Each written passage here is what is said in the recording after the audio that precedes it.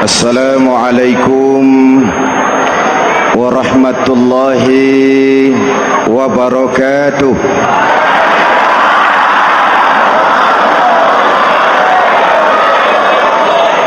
Alhamdulillahi rabbil alamin, wassalatu wassalamu ala ashrafil mursalin, sayyidina wa maulana Muhammadin wa ala alihi wa sahbihi ajmain, amma ba'du.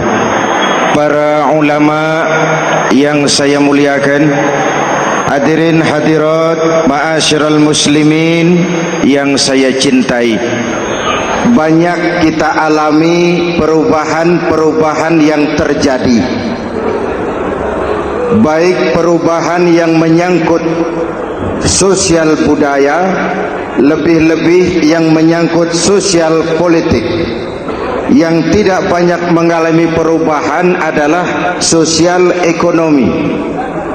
Bahkan angka kemiskinan kita naik menjadi 3/5 dari total penduduk kita hidup di bawah garis kemiskinan, dan 20% diantaranya miskin mutlak.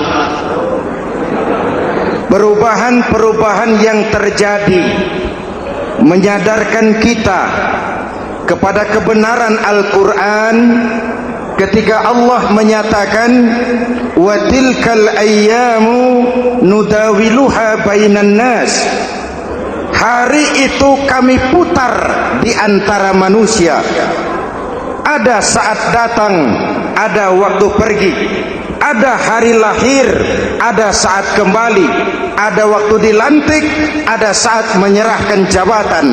Hari kami putar di antara manusia dan hidup cuma sekadar menunggu giliran.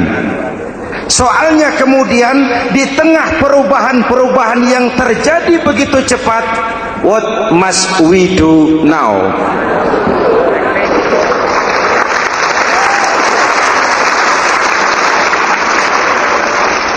Saya juga nggak ngerti itu.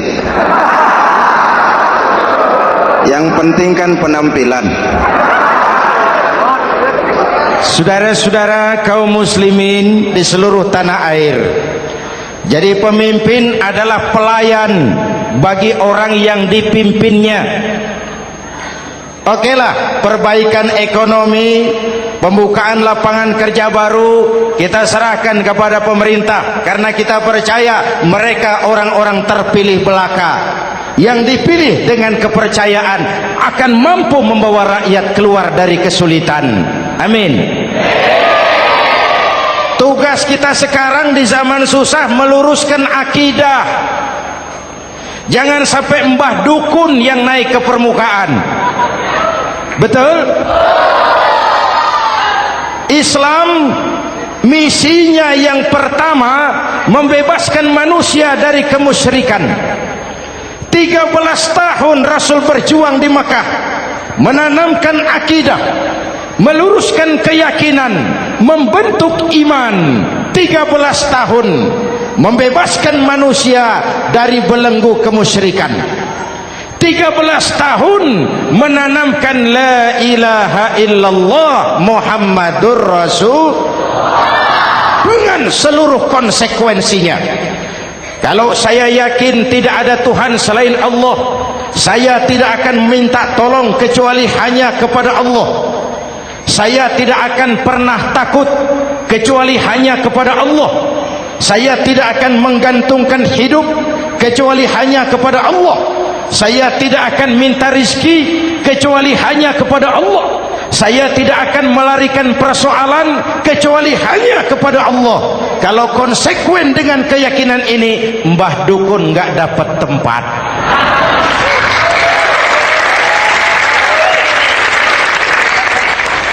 Akur, ayo lihat secara sederhana. Saya sandaran di tiang, tiangnya ambruk, sayanya jatuh. Saya sandaran di tembok, temboknya runtuh, saya juga runtuh. Saya sandaran kepada orang kaya, dia jatuh miskin, saya bangkrut. Saya sandaran kepada jenderal, dia pensiun, saya selesai. Tapi kalau saya sandaran hanya kepada Allah, Allah tidak akan pernah miskin, Allah tidak akan pernah lumpuh, Allah tidak akan pernah terpuruk, dan Allah tidak akan pernah berkurang kekuasaannya.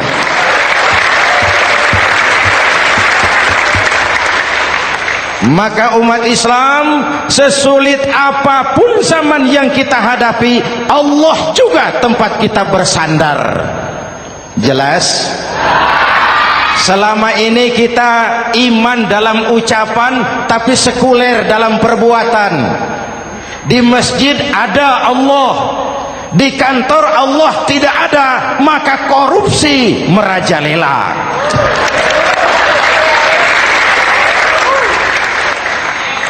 Di masjid ada Allah, di pasar Allah tidak ada, maka timbangan tetap curang. Kita iman dalam ucapan, tapi sekuler dalam perbuatan. Oleh karena itu, sesulit apapun zaman yang kita hadapi, iman jugalah pegangan kita, Allah juga tempat kita bersandar. Boleh zaman berubah, akidah jangan sampai goyah. Karena iman kita hidup, untuk iman kita berjuang, dan dalam iman kita ingin kembali menghadap Allah Subhanahu. Selama ini manusia Indonesia kita lebih banyak diisi otaknya, hati sering kosong, agama dangkal, akidah rapuh, moral rendah. Memang kemudian muncul banyak orang-orang pintar, cuma sayang tidak benar. Indonesia kita bangkrut, Indonesia kita terpuruk, Indonesia kita sakit parah kalau diurus orang yang cuma pintar tapi tidak benar. Kita perlu orang-orang pintar, tapi kita lebih perlu orang benar. Jelas?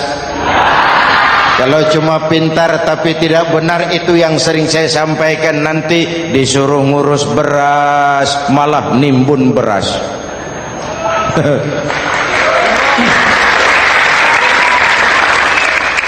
Disuruh ngurus laut malah jadi bajak laut.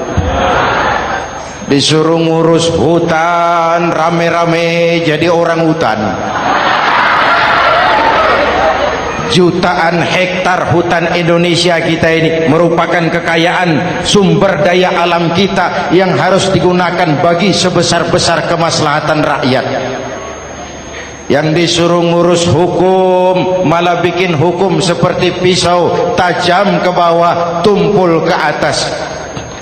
Jangan heran lalu di masyarakat muncul street justice, pengadilan jalanan, sebagai refleksi dari ketidakpuasan melihat sikap hukum yang sangat berpihak. Kalau yang kecil salah, hukum cepat-cepat ditegakkan.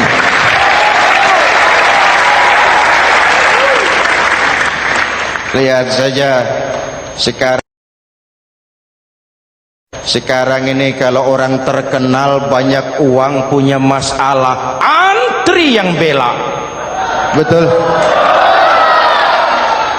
Tapi saudara lihat si Marsina di Jawa Timur, si Sengkon dan Karta di Jawa Barat, si Udin Bernas wartawan Jogja, terseok-seok mencari keadilan, sampai hari ini urusannya masih remeng-remeng.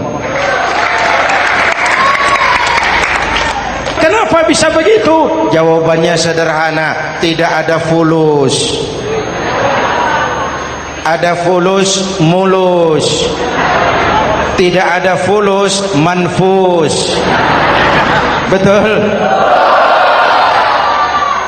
Jangan sampai para penegak hukum kita terjebak pada lagu baru, maju tak gentar membela yang bayar. Biar bertentangan dengan nurani, biar bertentangan dengan public opini, biar bertentangan dengan rasa keadilan. Siapa yang bayar itulah majikan, mau benar atau salah belain terus. Kalau seperti inilah hukum kita, mafioso keadilan akan tetap gentayangan. Hadirin yang saya hormati, 13 tahun beliau berjuang di Mekah, meluruskan keyakinan, memantapkan akidah, meneguhkan iman. Dari situ segalanya dimulai, dan ke situ segalanya akan menuju. Intan paling mahal, mutiara paling berharga, tidak lain adalah nilai-nilai keimanan. Kalau itu sudah tergadai, apalagi yang bisa kita banggakan dalam kehidupan ini? Kita merasa harta kita berharga, belum ada artinya ketimbang iman.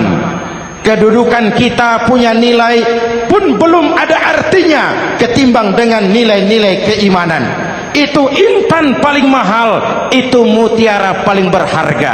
Harta baru ada manfaatnya kalau dilandasi dengan iman.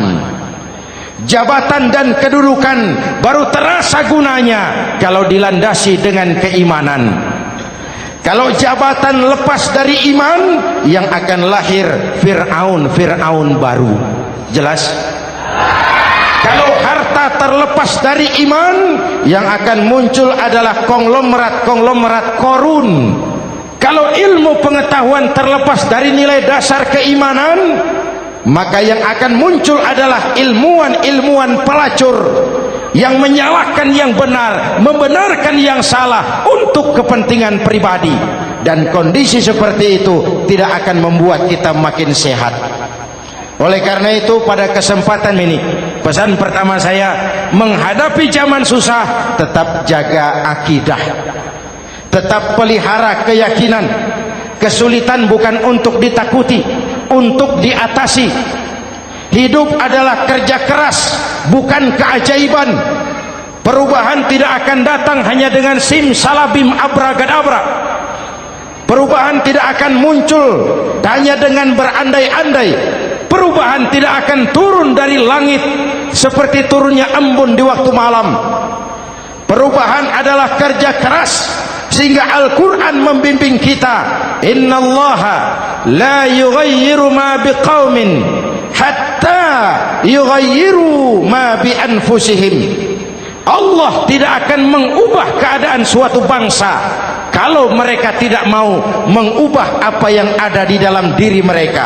Yang ada di dalam diri itu rule of thinking, state of mind, cara kita berpikir, cara kita memandang kehidupan, cara kita mengatasi persoalan. Hadirin yang saya hormati, inilah iman. Berangkat dari ini kita menyadari ini ujian buat kita rakyat. Dan kita rakyat Indonesia ini kalau sama susah sih sudah kenyang. Ya Pak? Ya Pak? Kita ini sebagai bangsa mengalami apa yang disebut oleh Bung Karno up and down, naik turun, timbul, tenggelam, pasang surut. 350 tahun dijajah oleh Belanda, kita susah. Berangkat Belanda masuk Jepang, susah lagi. Pergi Jepang, datang nikah, susah lagi. Lalu kita merdeka, dirongrong oleh berbagai pemberontakan, susah lagi. Makan bulgur, antri minyak. Lalu PKI berontak, susah lagi. Muncul orde baru, lama-lama susah lagi. Orde baru selesai, naik reformasi, mulai repot nasi, susah lagi.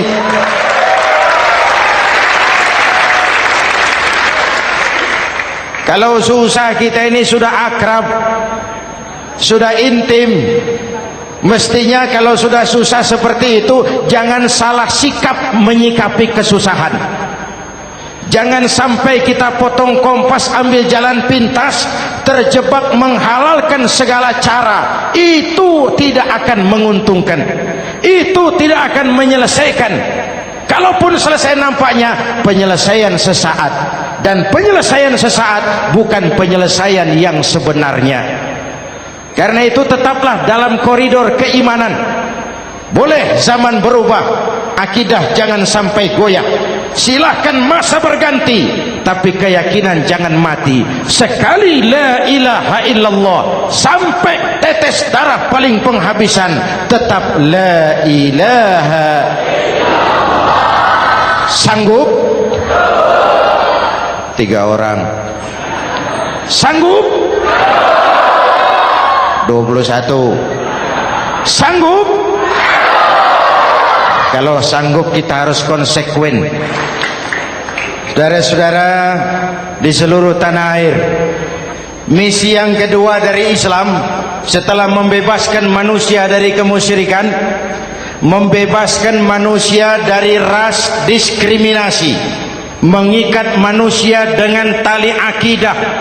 Sebelum Islam datang, manusia dibedakan oleh warna kulit, manusia dibedakan oleh faktor keturunan, manusia dibedakan oleh faktor harta dan benda. Adalah Rasul yang mengajarkan, innallaha la yanzuru ila suwarikum wala ila amwalikum walakin yanzuru ila qulubikum wa a'malikum. Allah tidak melihat potonganmu, Allah tidak melihat hartamu. Yang Allah lihat itu adalah hatimu dan amal perbuatanmu. Jauh sebelum Amerika teriak-teriak membanggakan apa yang mereka sebut sebagai Declaration of Independence, Nabi sudah mengajarkan kepada kita semua, annas kulluhum li Adam wa Adam min turab la fadla li arabiyyin ala ujamiyyin illa bittaqwa. Seluruh manusia berasal dari Adam. Adam diciptakan dari tanah. Tidak ada kelebihan Arab dengan yang bukan Arab kecuali takwanya. Jauh sebelum Amerika mencanangkan bahwa semua manusia dilahirkan sama, that all men are created equal. Jauh sebelum itu Islam sudah membebaskan manusia dari ras diskriminasi. Apa dalam konteks kekinian menghadapi zaman susah tetap jaga kerukunan? Ya Pak, ya Bu, oi Bu. Menghadapi zaman susah tetap jaga kerukunan, baik antar umat seagama, antar umat beragama, maupun antar umat beragama dengan pemerintah. Menjaga kerukunan, jangan saling sikat sikut di antara kita. Sebab kalau sudah rukun, saya ajak berhitung, 1 ditambah 1 sama dengan, itu matematika namanya, hasilnya pasti. Tapi angka sosial hasilnya aneh. Saya ubah jadi angka sosial. Ayo kita berhitung lagi. 1 orang takut ditambah 1 orang takut sama dengan 2 orang setengah berani. Kenapa setengah berani? Karena sudah berdua. Tadi kan takut sendiri. Kalau sama-sama takut berkumpul jadi setengah berani. Kalau ditambah 1 orang takut lagi, 1 orang takut ditambah 1 orang takut ditambah 1 orang takut sama dengan 3 orang berani. Kenapa jadi berani? Karena sudah bertiga. Kita yang lemah, kita yang marginal, kita yang dikucilkan, bahkan kita yang dilecehkan, kalau mau rukun kita akan kuat dan tidak bakal dipermainkan orang.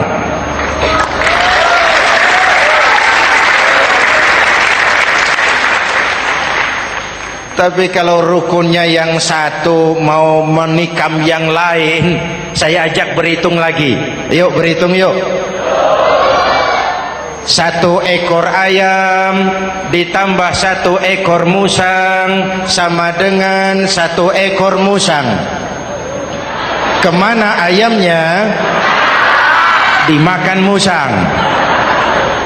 Betul nggak nih hitungan? Ayo kita hitung lagi. Satu ekor ayam ditambah satu ekor musang sama dengan satu ekor musang. Kemana ayamnya? Dimakan musang. Jadi kalau kita suka kumpul dengan orang yang mau makan kita, selesailah kita.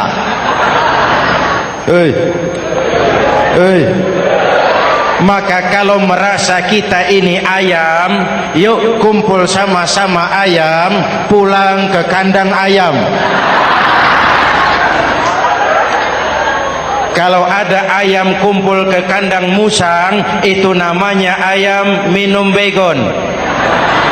Jelas? Menjaga kerukunan.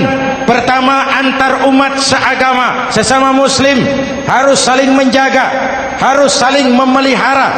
Baik dia muslim yang jadi kapolri, baik dia muslim yang jadi kasat, baik dia muslim yang jadi pengusaha, baik dia muslim yang jadi petani, nelayan, guru, semua komit menjaga semangat kebersamaan, rukun antar umat seagama. Jelas? Jelas? Hadirin yang saya hormati, atas dasar itu saya ingatkan kembali, kita semua ingin persoalan terorisme dilepaskan kaitannya dari agama manapun. Tidak ada kaitannya terorisme dengan Islam, dengan Kristen, dengan Hindu, dengan Buddha. Tidak ada kaitannya terorisme dengan pondok pesantren.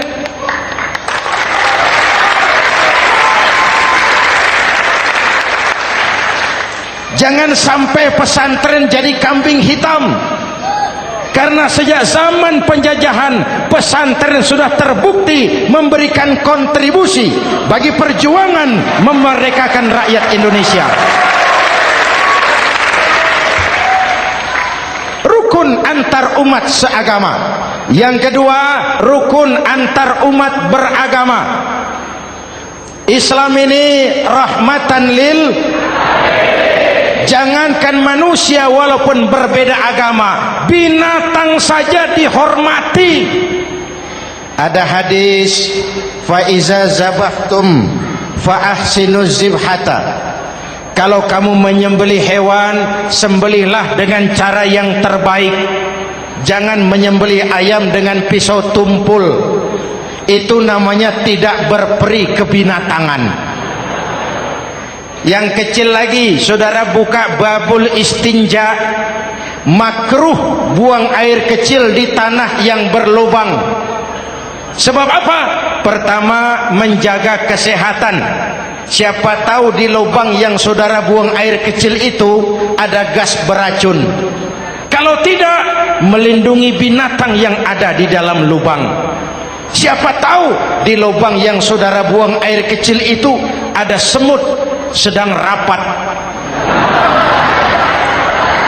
membahas terorisme. Apa dosanya lalu mati dikencingi? Ini namanya rahmatan lis semut. Binatang saja dilindungi. Maka perbedaan agama tidak harus menyebabkan kita bertolak belakang. Perbedaan agama bukan alasan untuk saling bermusuhan. Apalagi kita sudah menyadari tentang kemajmukan kita, tentang kebinekaan kita, tentang keragaman kita. Rukun antar umat beragama, saling menghormati, saling menghargai, tapi tetap dalam batas lakum dinukum. Lalu rukun antar umat beragama dengan pemerintah. Hadirin yang saya hormati, yang benar kita dukung, yang salah kita perbaiki dan kita tegur menurut cara-cara yang diajarkan oleh agama kita. Dan sholat berjamaah, pendidikan bernegara yang paling bagus. Tadi kita sholat ada imam, ada makmum, betul? Makmum wajib ikut imam kalau imam benar sholatnya. rakyat wajib ikut pemimpin kalau pemimpin benar mimpinnya. Masyarakat Islam ini loyal. Masyarakat Islam ini bukan pemberontak. Masyarakat Islam ini taat dan setia. Kapan? Kalau imamnya benar. Imam takbir, makmum. Imam ruku, makmum. Imam i'tidal, makmum. I'tidal. Imam sujud, makmum. Tapi kalau imam keliru, mestinya imam ruku malah sujud. Salah imam ini. Tegur. Siapa yang wajib negur? Makmum yang sop terdepan. Anggota DPR.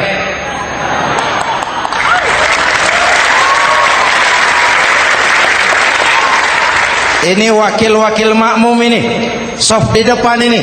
Kalau imam keliru, mereka paling tahu. Ngomong. Tegur. Bagaimana negurnya? Ada aturan main.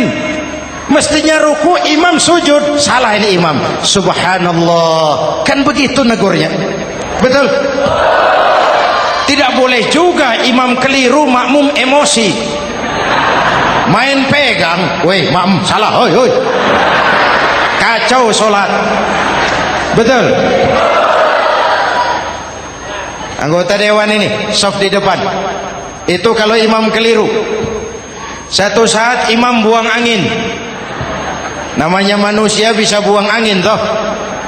Apa makmum lalu berkata, demi kesetiaan saya kepada imam, imam buang angin, saya lebih keras lagi. Itu namanya fanatisme buta, loyalitas yang goblok.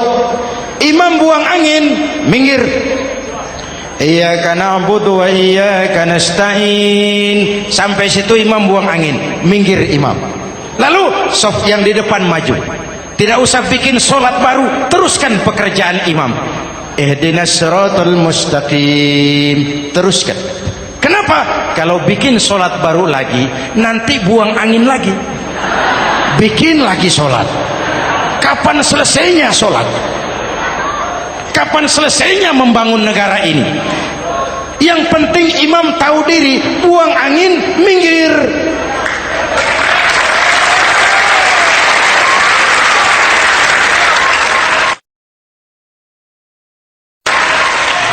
Ini kacaunya sholat berjamaah kita sekarang. Kacaunya negeri kita sekarang. Banyak imam sudah buang angin, gengsi. Dia aja merasa nggak punya salah. Dikasih tahu sama makmum, imam tadi buang angin ya, malah jawab sedikit. Apa kalau sedikit lalu tidak batal sholat itu? Mekanisme kehidupan sosial yang diatur lewat tuntunan sholat berjamaah. Sehingga Nabi berpesan, kun imaman muta'an au ma'muman muti'an fala takun thalisan jazu'a. Kalau jadi pemimpin, jadilah pemimpin yang ditaati. Kalau jadi makmum, jadilah makmum yang mentaati. Jangan jadi golongan ketiga pemecah belah. Di depan tidak jalan, di belakang takut, ditaruh yang di tengah, di depan didorong, yang belakang ditendang. Ini namanya biang kerok. Saudara-saudara, dari uraian singkat ini saya ambil beberapa catatan pokok. Pertama, kalau ada intan paling mahal, kalau ada mutiara paling berharga dalam hidup kita, itu tidak lain adalah karena keyakinan. Hidup jadi indah, hidup jadi berharga, hidup jadi berarti kalau didasari atas sebuah keyakinan. Dan keyakinan itu tidak lain adalah nilai iman kita, akidah kita kepada Allah Subhanahu wa taala. Yang kedua, tetap menjaga kerukunan. Sesulit apapun zaman yang kita hadapi, kita tetap harus menjaga semangat kebersamaan. Kita harus tetap menjadi lem perekat yang menjaga keutuhan, baik sebagai bangsa maupun sebagai umat. Perbedaan adalah wajar, harus dihormati sebagai ciri kehidupan berdemokrasi.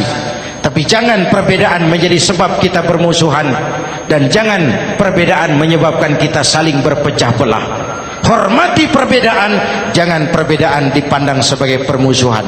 Dengan akidah yang kuat dan kebersamaan yang kokoh, ayo kita hadapi kesulitan, kita atasi kesulitan, dan dengan kerja keras untuk menyongsong hari esok yang lebih pasti.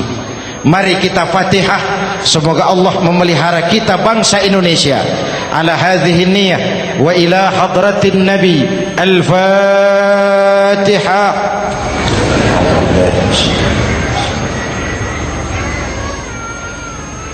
Iyyaka na'budu wa iyyaka nasta'in ihdinas siratal mustaqim siratal ladzina an'amta 'alaihim. Bismillahirrahmanirrahim. Amin. Alhamdulillahi rabbil alamin. Allahumma salli wa sallim wa barik ala sayyidina Muhammadin wa ala alihi wa sahbihi ajma'in. Allahumma rabbana taqabbal minna salatana wa siyamana wa qiyamana wa takhassu'ana wa ta'abbudana wa tammim taksirana ya arhamar rahimin. Allahumma aslih man fi salahihi salahul muslimin. Allahumma ahlik man fi halakihi salahul muslimin. Allahumma rabbana la tu'akhizna in nasina aw akhtana. Rabbana wa la tahmil alaina isran kama hamaltahu ala alladhina min qablina. Rabbana wa la tuhammilna ma la taqata lana bih wa'fu 'anna waghfir lana warhamna anta maulana fansurna 'alal qaumil kafirin. Allahumma ij'alna minas su'ada'il maqbulin wa la taj'alna minal ashqiya'il mardudin. Afdalu ma qultuhu ana wan nabiyyuna min qabli. La ilaha illallah.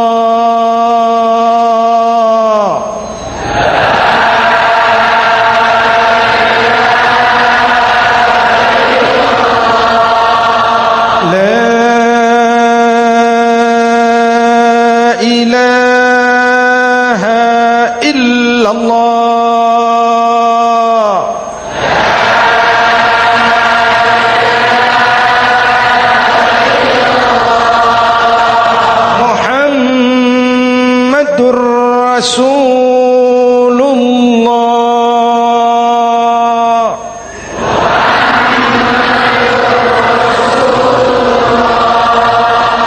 sallallahu alaihi wa alihi wa sallam. Kalimatu haqqin 'alaiha nahya wa 'alaiha namut wa 'alaiha wa biha nub'atsu insyaallah minal aminin minal aminin minal aminin rahmatika ya arhamar rahimin. Sallallahu ala sayyidina Muhammad wa ala alihi wa sahbihi ajma'in. Ana rabbika rabbil izzati amma yasifun. Salamun alal mursalin walhamdulillahi rabbil alamin. Jumpa lagi di lain kesempatan insyaallah. Wassalamu alaikum warahmatullahi wabarakatuh.